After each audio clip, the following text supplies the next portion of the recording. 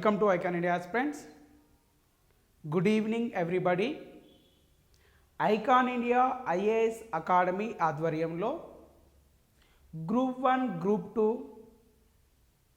Prelims మరియు మెయిన్స్కు సంబంధించిన online classes అనేటివి కేవలం 9,999 రూపాయలకు ఆన్లైన్ ద్వారా మీకు అందించడం జరుగుతూ ఉంది. మా వద్ద ఆన్లైన్ క్లాసెస్ పొందదలిచినటువంటి అభ్యర్థులు స్క్రీన్ పైన కనిపించేటువంటి నంబర్లకు కాల్ చేసి అడ్మిషన్ పొందగలరు. మరి ఈ యొక్క వీడియోలు మీకు ఎప్పటి వరకు అవైలబుల్గా ఉంటాయంటే మీరు ఎగ్జామ్ రాసేంత వరకు ఈ వీడియోస్ ఈ క్లాసెస్ అన్నీ మీకు అందుబాటులో ఉంటాయి. తెలుగు రాష్ట్రాలలోనే అగ్రగామి ఫ్యాకల్టీచే శిక్షణ ఇస్తున్న ఏకైక సంస్థ, ఆన్లైన్ ద్వారా ఎంతోమంది ఉద్యోగులుగా తీర్చిదిద్దడానికి కృషి చేసినటువంటి సంస్థ ఐకాన్ ఇండియా. మరి ఈ ఐకాన్ ఇండియా టీం ద్వారా గ్రూప్ 1, గ్రూప్ 2, గ్రూప్ 3 మరియు గ్రూప్ 4 వంటి క్లాసెస్ను అందించడంతో పాటుగా ఎస్ఐ మరియు కానిస్టేబుల్లకు కూడా ఈ యొక్క ఆన్లైన్ శిక్షణ అనేది ప్రారంభిస్తున్నాం. సో ఎవరైనా అడ్మిషన్ కావాలి అనుకుంటే డైరెక్ట్గా మాకు కాల్ చేసి మీకు ఈ యొక్క అడ్మిషన్ అనేది తీసుకోగలరు అని చెప్పి కోరుతా ఉన్నాం. సో ఇప్పుడు మనం ఏ టాపిక్ గురించి మాట్లాడుకుందాము అంటే బ్రిటిష్ వారి యొక్క సంస్కరణలో భాగంగా మరి వాళ్ళు న్యాయ సంస్కరణలను ప్రవేశపెట్టారు, పాలనా సంస్కరణలను తీసుకొచ్చారు, ఆర్థిక సంస్కరణలను తీసుకొచ్చారు, అదేవిధంగా సివిల్ సర్వీస్లను కూడా ప్రారంభించడం జరిగింది. మరి ఈరోజు మన టాపిక్ వచ్చేసి సివిల్ సర్వీస్ గురించి మాట్లాడదాం. సివిల్ సర్వీసెస్ ఏమంటున్నామండి? సివిల్ సర్వీసెస్ మంచిగా రాయాలి కదా, సివిల్ సర్వీసులు. రైట్. ఈ సివిల్ సర్వీస్ వ్యవస్థ అనేది ఎప్పుడు ఏర్పాటైంది, అసలు ఈ సివిల్ సర్వీస్ వ్యవస్థ అనేది ఏ విధంగా వచ్చింది అంటే ఒకప్పుడు ఈస్ట్ ఇండియా కంపెనీ వారిని, ఎవరిని అంటున్నామండి? ఈస్ట్ ఇండియా కంపెనీ వారిని యొక్క సివిల్ సర్వెంట్లుగా పేర్కొనడం జరిగింది. ఈస్ట్ ఇండియా కంపెనీ అభ్యర్థులను సివిల్ సర్వెంట్లుగా పేర్కొనడం జరిగింది అంటున్నాం. ఎవరిని అంటున్నా? ఈస్ట్ ఇండియా కంపెనీలో పనిచేసేటువంటి ఉద్యోగులనే మన వాళ్ళు సివిల్ సర్వెంట్లుగా పేర్కొనడం జరిగింది. కానీ కాలక్రమేణా మరి ఇది మార్పు చెందింది. మరి భారతదేశంలో మొట్టమొదటిసారిగా సివిల్ సర్వీసులకు శంకుస్థాపన చేసినటువంటి వ్యక్తి, ఈ సివిల్ సర్వీసులకు పునాది వేసినటువంటి వ్యక్తి ఎవరు? ఒక భారతదేశంలో మొట్టమొదటిసారిగా సివిల్ సర్వీస్కు పునాది వేసినటువంటి వ్యక్తి ఎవరట అంటే 1772వ సంవత్సరంలో వారెన్ హేస్టింగ్స్. ఎవరంటున్నామండి? వారెన్ హేస్టింగ్స్ అనేవాడు ఈ సివిల్ సర్వీస్కి పునాది వేయడం జరిగింది. వాటిని ప్రారంభించినటువంటి వ్యక్తిగా ఇతడిని పేర్కొనడం జరుగుతూ ఉంది. ఎవరిని అంటున్నా? వారెన్ హేస్టింగ్స్ గారిని. మరి ఇతని తర్వాత సివిల్ సర్వీస్లను ప్రారంభించినటువంటి వ్యక్తి ఎవరట అంటే 1786వ సంవత్సరంలో ఈ సివిల్ సర్వీస్లను ప్రారంభించినటువంటి వ్యక్తి ఎవరట అంటే కారన్ వాలిస్ అని చెప్పి పిలుస్తున్నాను. ఏమంటున్నామండి? కారన్ వాలిస్ అని పిలుస్తున్నా. 1786వ సంవత్సరంలో కారన్ వాలిస్ గారు సివిల్ సర్వీస్లను ప్రారంభించడం జరిగింది. మరి ఇతడినే సివిల్ సర్వీస్ల పితామహుడు అని చెప్పి పిలుస్తారు. ఏమంటున్నామండి? సివిల్ సర్వీస్ల పితామహుడు అని చెప్పి పిలవడం జరుగుతూ ఉంది. ఇప్పుడు నేను ఒక క్వశ్చన్ అడుగుతా. స్వతంత్ర భారతదేశంలో సివిల్ సర్వీస్ల పితామహుడు ఎవరు? స్వతంత్ర భారతదేశంలో యొక్క సివిల్ సర్వీస్ల పితామహుడు ఎవరు? మరి సివిల్ సర్వీసుల పితామహుడు ఎవరు అంటే వల్లాభాయ్ పటేల్ గారిని ఎవరినంటున్నామండి సర్దార్ వల్లాభాయ్ పటేల్ గారిని స్వతంత్ర భారతదేశంలో సివిల్ సర్వీసుల పితామహుడు అని చెప్పి పిలవడం జరుగుతుంది. స్వతంత్ర భారతంలో సివిల్ సర్వీసుల పితామహుడు వల్లాభాయ్ పటేల్, సివిల్ సర్వీసుల పితామహుడు కారన్ వాలిస్. ఇతడే 1786 సంవత్సరంలో ఈ సివిల్ సర్వీస్ను కారన్ వాలిస్ గారు ప్రారంభించడం జరిగింది అంటున్నాం. మరి ఈ సివిల్ సర్వీసులు అనేటివి ప్రారంభించారు అంటున్నాం కదా. మరి 1800 సంవత్సరంలో ఈ సివిల్ సర్వీసుల యొక్క శిక్షణ కొరకై కలకత్తాలోని పోర్ట్ విలియం కాలేజ్ వద్ద 1800 సంవత్సరంలో, ఒకసారి ఇది రబ్ చేసుకుంటాను చూడండి, ఒకసారి రబ్ చేస్తాను. ఇది 1800 సంవత్సరంలో చూడండి, మీకు అంత ఒక సీక్వెన్సీలో ఒక ఆర్డర్లో ఇస్తున్నాను. 1772లో కారన్ వాలిస్ గారు, వారెన్ హేస్టింగ్స్ గారు వచ్చారు. 1786లో కారన్ వాలిస్ వచ్చాడు. ఇప్పుడు నేను ఏమంటున్నానంటే 1800 సంవత్సరంలో కలకత్తాలో పోర్ట్ విలియం కాలేజ్ అనేది ఉండే. ఏం కాలేజ్ ఉండేనండి? ఫోర్ట్ విలియం కాలేజీ అనేది ఉన్నది. ఈ పోర్ట్ విలియం కాలేజ్ అనేది సివిల్ సర్వీస్ శిక్షణ ప్రారంభించడానికి దీన్ని వినియోగించడం జరిగింది. సివిల్ సర్వీస్ అభ్యర్థులు ఉంటారు కదా, వాళ్ళను ఈ యొక్క శిక్షణ వాళ్ళకి ఎక్కడ శిక్షణ ఇచ్చారు? ఫోర్ట్ విలియం కాలేజ్ వద్ద ఇచ్చారు. ఎక్కడుంది ఫోర్ట్ విలియం కాలేజ్? కలకత్తాలో ఉంది. కానీ తర్వాత ఈ సివిల్ సర్వీస్ శిక్షణ కేంద్రాన్ని ఎక్కడికి మార్చారట అంటే 1805-6 సంవత్సరంలో ఈ యొక్క హెలిబరో, ఏమంటున్నామండి, హెలిబరో ప్రాంతానికి మార్చారు. ఇది ఎక్కడ అండి? ఇంగ్లాండ్లోని హెలిబరో అనే నగరానికి ఈ శిక్షణా కేంద్రాన్ని మార్చడం జరిగింది. ఏ శిక్షణా కేంద్రం? సివిల్ సర్వీస్ అభ్యర్థుల శిక్షణా కేంద్రం. అంటే ఎంపికైన అభ్యర్థులు ఉంటారు కదా, వారి యొక్క శిక్షణా కేంద్రం హెలిబరో కాలేజ్కి మార్చడం జరిగింది. ఇది లండన్లో అంటున్నాను. మొదట్లో ఎక్కడుండే? పోర్ట్ విలియం కాలేజ్లో ఉండేను. మరి స్టార్టింగ్లో సివిల్ సర్వీస్ అభ్యర్థులను ఏ విధంగా ఎంపిక చేసిరు? అకార్డింగ్ టు కారన్ వాలిస్ ప్రకారం 2 రకాల సర్వీసులు ఉండేవి. ఏంటి ఆ 2 రకాల సర్వీసులు అంటే, ఒకటి కోవనంటెడ్ సర్వీస్, ఏమంటున్నామండి, కోవనంటెడ్ సర్వీస్. మరొకటి ఏమంటున్నామట అంటే నాన్ కోవనంటెడ్ సర్వీస్ అంటున్నాం. ఒకటి కోవనంటెడ్ సర్వీస్, మరొకటి నాన్ కోవనంటెడ్ సర్వీస్ అని చెప్పి పిలవడం జరుగుతుంది. ఈ కోవనంటెడ్ సర్వీస్ అంటే ఏమిటి, నాన్ కోవనంటెడ్ సర్వీస్ అంటే ఏమిటి అనే అంశాలను మనం పరిశీలించినప్పుడు ఇక్కడ కోవనంటెడ్, నాన్ కోవనంటెడ్ సభ్యులను ఏ విధంగా తీసుకుంటారు? ఇది ఎంపిక ఆధారంగా, ఎలాంటి పరీక్షలు ఉండవు ఇక్కడ, నామమాత్రపు ఎంపికలు జరుగుతాయండి ఎంపిక ద్వారా. మరి ఇప్పుడు కోవనంటెడ్ సర్వీస్లు ఎట్లా తీసుకుంటున్నారు? ఈ సంస్థానాలు ఉన్నాయి కదా భారతదేశంలో, ఆ సంస్థానాలలో 1/6 సభ్యులను, సంస్థానాలలో ఆ సంస్థాన ప్రభువులు రిఫర్ చేసినటువంటి వ్యక్తులను, నేను ప్రభువు, నా దగ్గర ఒక వ్యక్తి పనిచేస్తుండు అని నేను చేస్తాను, నేను సివిల్ సర్వీస్కు నామినేట్ చేస్తాను అంటే నా రిఫరెన్స్ తోటి వాడు ఏమవుతుండు? సివిల్ సర్వీస్ అభ్యర్థిగా అంటే వ్యక్తిగా అతడు ముందడుకు రావడం జరుగుతుంది. ఇట్లా ఈ భారతదేశంలో ఉన్నటువంటి సంస్థానాలను పరిగణలోకి తీసుకొని మొత్తం సంస్థానాల్లో ఎంతమంది సభ్యులను తీసుకుంటున్నారు? 1/6 సభ్యులను తీసుకుంటున్నారు.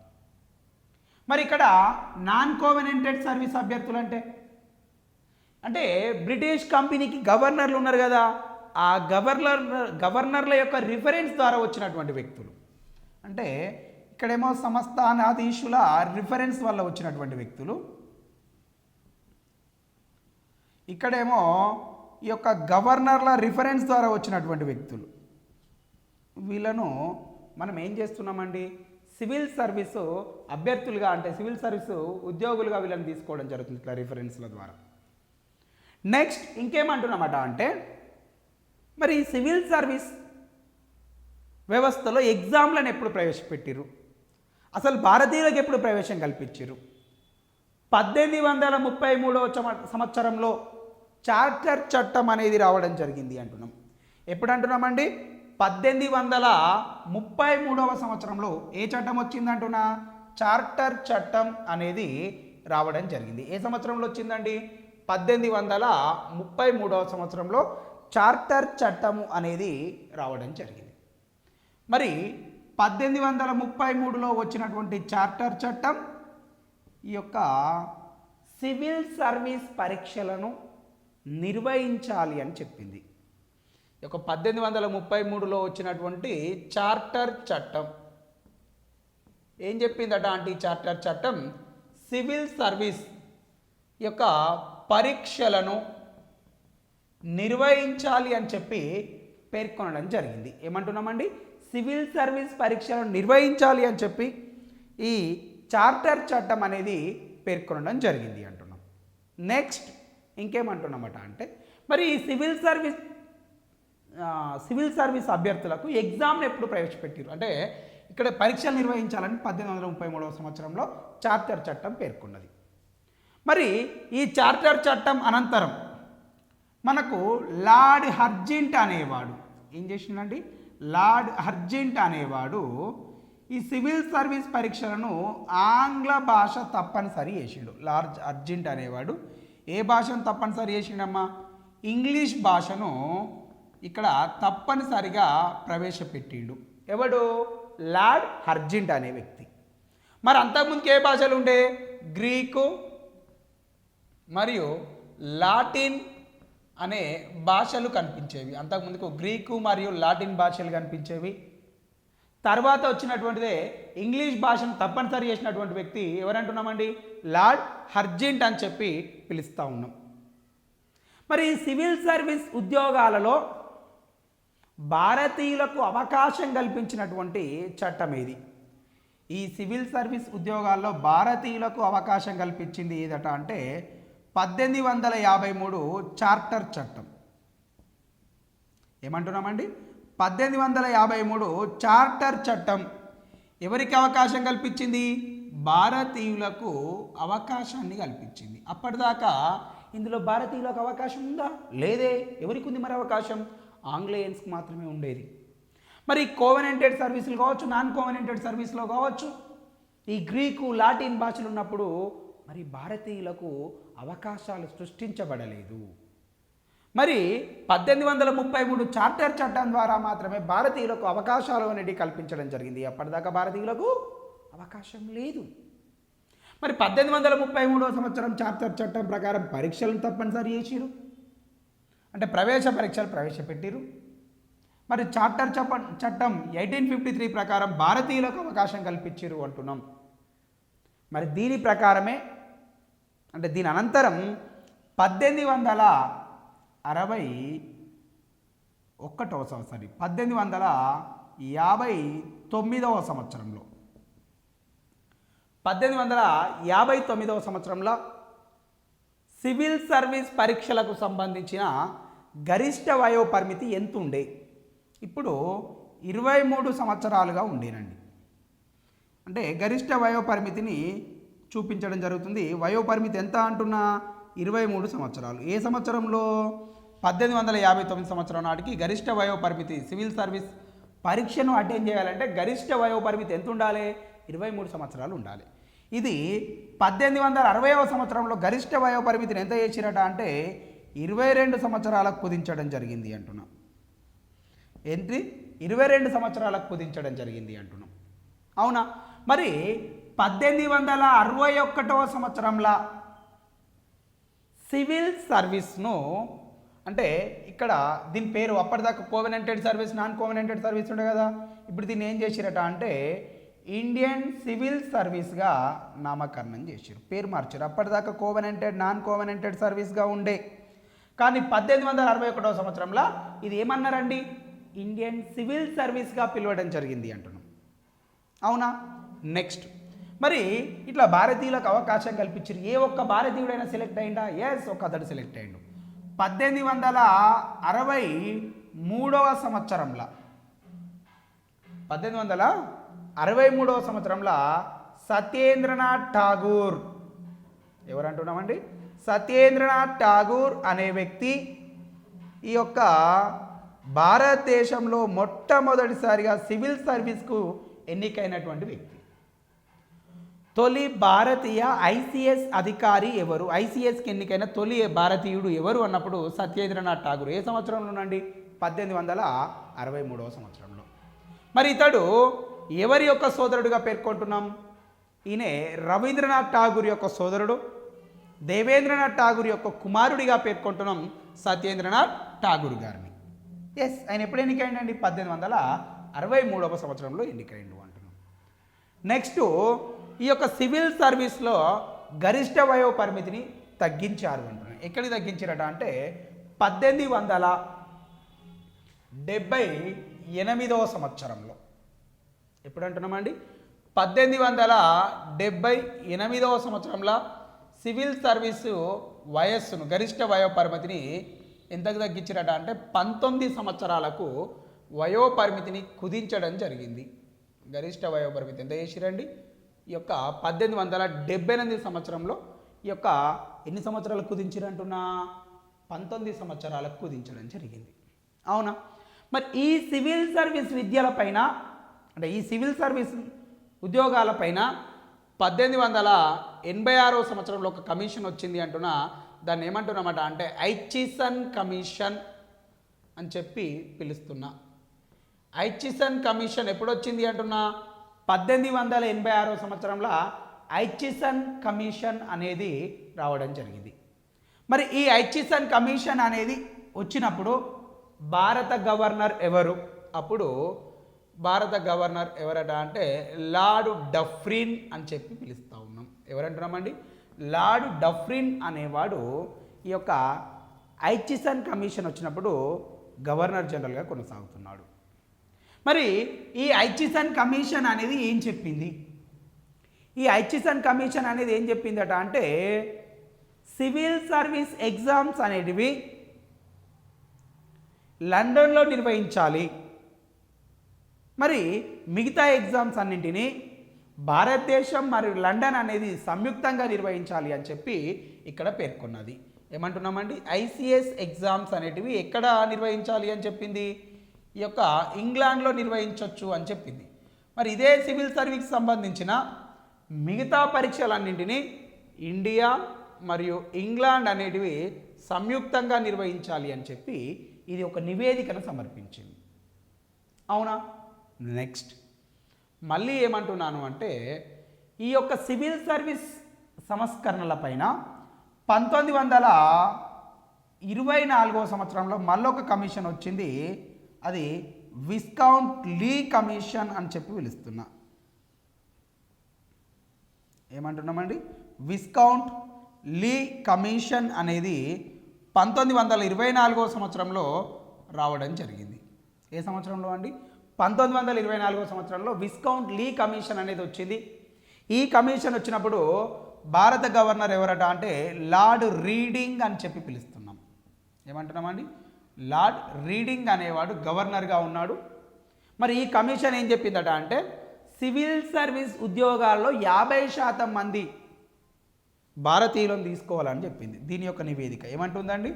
50% మంది భారతీయులను, అభ్యర్థులుగా భారతీయులను తీసుకోవాలి. సివిల్ సర్వీస్ ఉద్యోగాలలో 50% భారతీయులను తీసుకోవాలి అని చెప్పింది. అవునా? మరి ఇదేం చెప్పిందట అంటే ఇప్పటిదాకా సివిల్ సర్వీస్ ఎగ్జామ్స్ అనేటివి అంటే నిర్వహించి భారతీయులు సెలెక్ట్ అయ్యారు కదా. మరి ఇప్పుడు ఏమంటుందట అంటే ఈ సివిల్ సర్వీస్ ఎగ్జామ్స్ నిర్వహించడానికి ఇండియాలోని ఒక కమిషన్ ఏర్పాటు చేయాలి అని చెప్పింది. అది ఢిల్లీ కేంద్రంగా మనకు పబ్లిక్ సర్వీస్ కమిషన్ అనేది ఏర్పాటైంది. ఢిల్లీ కేంద్రంగా పబ్లిక్ సర్వీస్ కమిషన్ అనేది ఏర్పాటైంది అంటున్నాం. అవునా? కాలక్రమేణా అంటే ఈ ఢిల్లీలో పబ్లిక్ సర్వీస్ కమిషన్ ఎప్పుడు ఏర్పాటైంది? 1926 సంవత్సరంలో ఢిల్లీలో పబ్లిక్ సర్వీస్ కమిషన్ అనేది ఏర్పాటైంది. మరి ఈ పబ్లిక్ సర్వీస్ కమిషన్ ఏర్పాటైనప్పుడు దీని యొక్క తొలి చైర్మన్ ఎవరట అంటే రాస్ బార్కర్. ఈ యొక్క సివిల్ సర్వీస్ ఎగ్జామ్లను నిర్వహించడానికి పబ్లిక్ సర్వీస్ కమిషన్ అనేది 1926 సంవత్సరం అక్టోబర్ 1 తారీఖు నాడు ఏర్పాటైంది.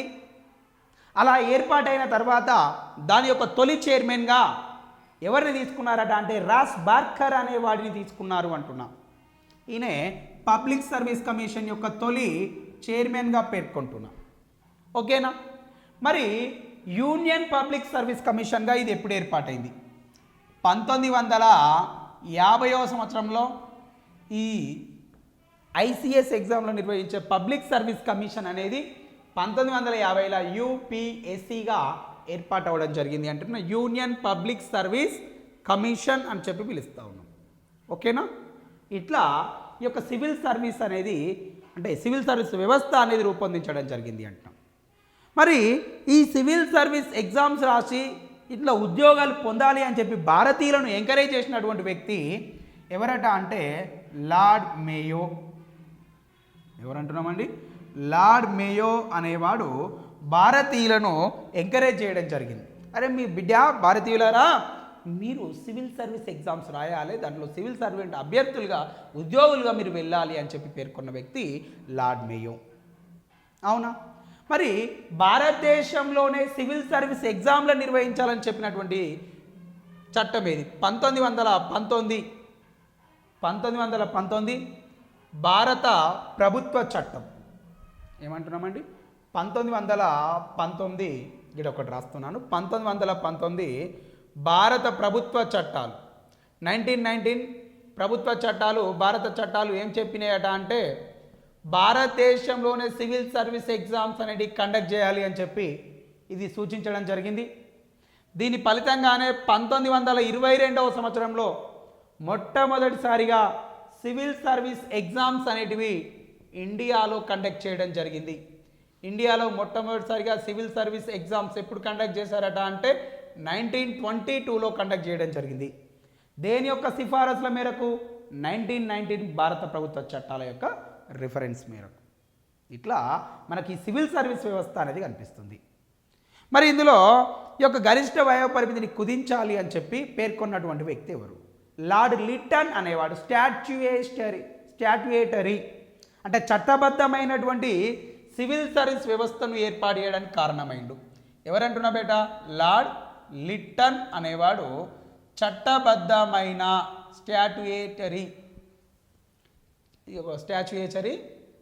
చట్టబద్ధమైన సివిల్ సర్వీస్ వ్యవస్థను రూపొందించడానికి కారణమైనటువంటి వ్యక్తి లార్డ్ లిట్టన్ అని చెప్పి పిలుస్తూ ఉన్నాం. మరి 1892వ సంవత్సరంలో గరిష్ట వయో పరిమితిని మళ్ళీ ఎంత చేసిరట అంటే మనకు 78 వరకు గుర్తుంది కదా. 1892వ సంవత్సరంలో గరిష్ట వయో పరిమితి తిరిగి ఎంత చేసిరట? 23 సంవత్సరాలు చేయడం జరిగింది. దేన్ని? వయో పరిమితిని ఎంత చేసిరంటున్నా బేట? 23 సంవత్సరాలుగా రూపొందించడం జరిగింది అంటుంది. ఇట్లా 1772లో ఈ యొక్క సివిల్ సర్వీస్లను ప్రవేశపెట్టినటువంటి వ్యక్తి వారెన్ హేస్టింగ్స్. మరి 86లో వాటిని ప్రవేశపెట్టి ప్రారంభించినటువంటి వ్యక్తి కారన్ వాలిస్. అందుకే అతన్ని సివిల్ సర్వీసుల పితామహుడు అంటున్నాం. ఇట్లా 1800, 1806, 1833, 1853 ఇట్లా ప్రతి అంశాన్ని 1950 వరకు మీకు చూపించడం జరిగింది. ఆధునిక స్వతంత్ర భారతదేశంలో సివిల్ సర్వీసుల పితామహుడిగా మనం ఎవరిని పేర్కొన్నాం? సర్దార్ వల్లభాయ్ పటేల్ గారిని పేర్కొన్నాం. మరి ఇప్పటి వరకు సివిల్ సర్వీసులకు అంటే మొట్టమొదటిసారిగా ఎన్నికైన భారతీయులు ఎవరు? తొలితరం భారతీయులు. సివిల్ సర్వీస్ ఉద్యోగాలకు ఎన్నికైనటువంటి తొలితరం భారతీయులు ఎవరు? చూడండి, మీ అందరికీ తెలుసు, ఒక ఆయన సత్యేంద్రనాథ్ ఠాగూర్. ఈయన 1863వ సంవత్సరంలో సత్యేంద్రనాథ్ ఠాగూర్ గారు సివిల్ సర్వీసు ఎగ్జామ్స్ రాసి క్వాలిఫై ఇక్కడ ఐసిఎస్ అధికారిగా వచ్చిండు మన ముందడికి. అయిన తర్వాత మరి ఈ యొక్క సివిల్ సర్వీస్ అధికారిగా సివిల్ సర్వీస్ అధికారిగా వచ్చినటువంటి మరొక భారతీయుడు సురేంద్రనాథ్ బెనర్జీ అని చెప్పి పిలుస్తూ ఉన్నాం. ఏమంటున్నామండి? సురేంద్రనాథ్ బెనర్జీ అని చెప్పి పిలుస్తూ ఉన్నాం.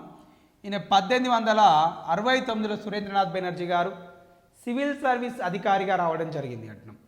ఇప్పుడే ఇంకెవరు వచ్చిరట అంటే ఆర్సి దత్ గారు కూడా రావడం జరిగింది అంటున్నాం. ఎవరంటున్నామండి? ఆర్సి దత్. మరి అదేవిధంగా ఇంకా కొంతమంది వ్యక్తులు వచ్చారు. వాళ్ళు ఎవరట అంటే బిహారీలాల్ గుప్తా అంటున్నాం. ఎవరంటున్నామండి? బిహారీలాల్ గుప్తా అనే వ్యక్తిని పిలుస్తూ ఉన్నాం. మరి సుభాష్ చంద్రబోస్ గారు కూడా, నేతాజీ సుభాష్ చంద్రబోస్ గారు కూడా, నేతాజీ సుభాష్ చంద్రబోస్, మరి నేతాజీ సుభాష్ చంద్రబోస్ గారు కూడా ఈ యొక్క సివిల్ సర్వీస్ అధికారిగా నియమితుడైండు 1919వ సంవత్సరంలో.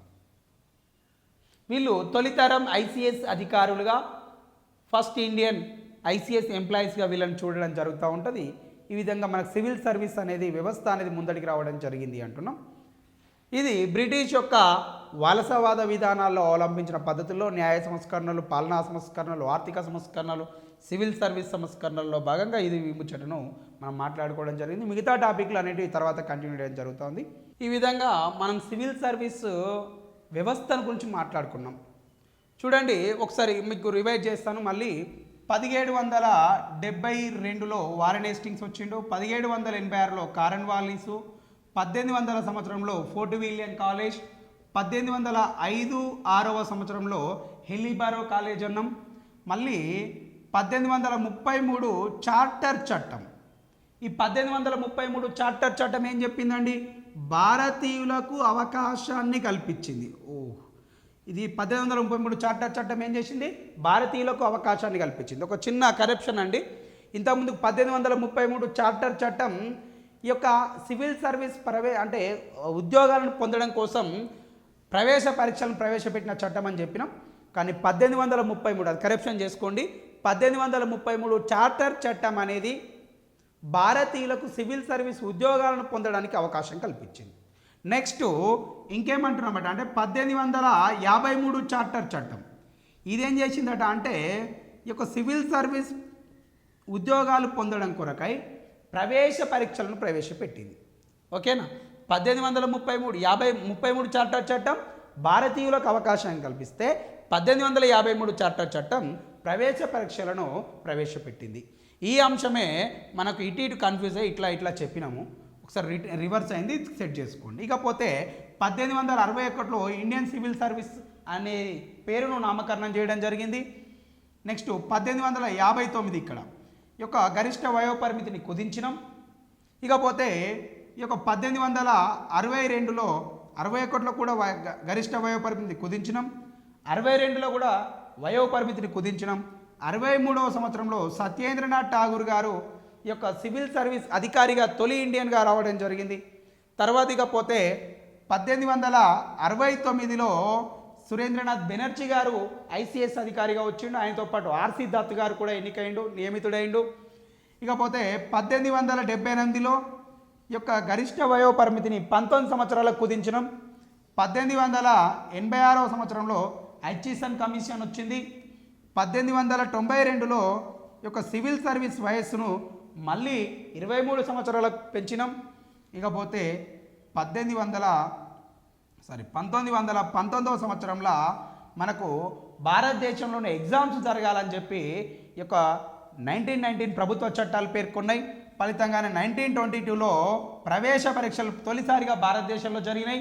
1924లో ఈ యొక్క పబ్లిక్ సర్వీస్ కమిషన్ అనేది ఏర్పాటు చేయాలని చెప్పి విస్కౌంట్ ఆలీ కమిషన్ వచ్చింది అంటున్నాం. ఏ కమిషన్ వచ్చిందండి? విస్కౌంట్ లీ కమిషన్ అనేది రావడం జరిగింది. మరి 1926లో భారతదేశంలో పబ్లిక్ సర్వీస్ కమిషన్ ఏర్పాటు చేసినాం. దాని యొక్క తొలి చైర్మన్గా రాస్ బార్కర్ గారిని పేర్కొన్నాం. 1950లో యూనియన్ పబ్లిక్ సర్వీస్ కమిషన్ అనేది ఏర్పాటు అవ్వడం జరిగింది అంటాం. ఇది 1919లోనే నేతాజీ సుభాష్ చంద్రబోస్ గారు కూడా ఈ యొక్క ఇండియన్ సివిల్ సర్వీస్ అధికారిగా నియమితుడవడం జరిగింది. ఇట్లా మనం ఈ యొక్క వ్యవస్థను గురించి ఒక సీక్వెన్స్లో ఒక వరుస క్రమంలో మీకు చెప్పడం జరిగింది అంటున్నాం. సో ఇది మీకు ఉపయుక్తంగా ఉంటుందని చెప్పి భావిస్తా ఉన్నాం.